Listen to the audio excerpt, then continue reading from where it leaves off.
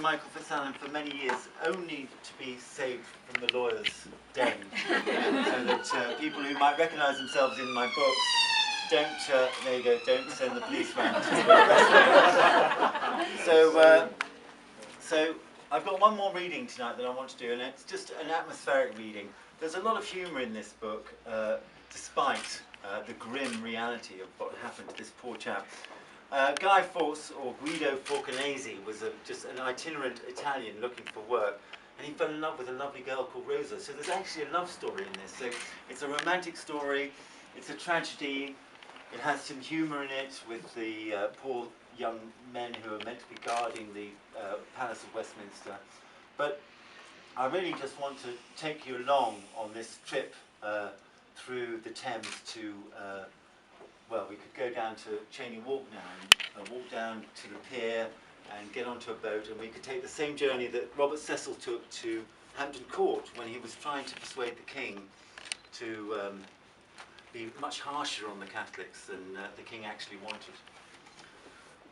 Robert Cecil stood under the gable of the cloister, his cape pulled around his body, accentuating his slim silhouette.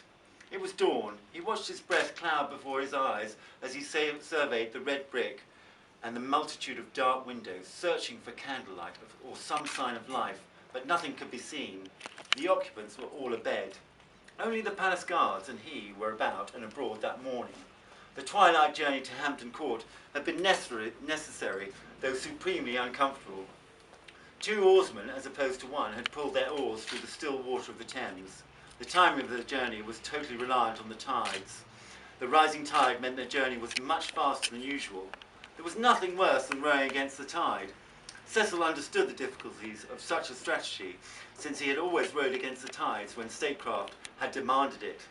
He also tried to cement the sands that shifted under the castle of state, the currents that could potentially undermine the bedrock of the Commonwealth.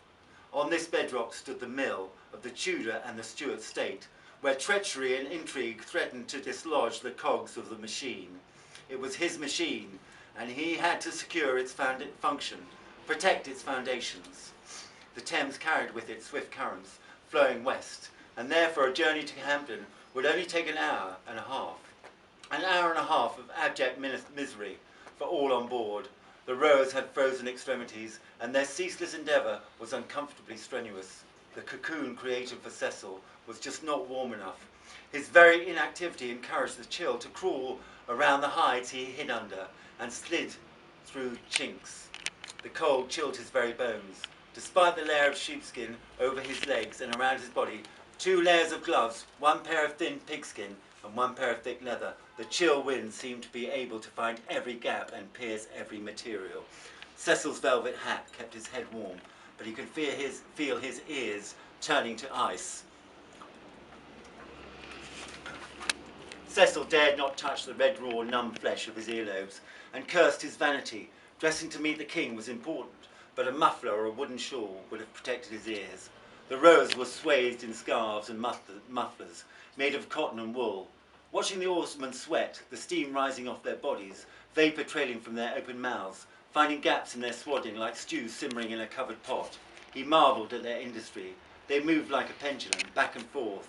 Their arms worked rhythmically. They pulled the oars through the water in a reassuringly perfect synchronicity. The oarsman's hose was covered in horse blankets, and their doublets covered with a leather jerkin, which made him almost envious. They had had the sense to wear caps that covered their ears, and to cover their nose and mouth with a shawl. Their breath trailed over the lips of their shawls. All that Cecil was able to see of the boatmen was their eyes. Every so often they would turn their heads to check their progress.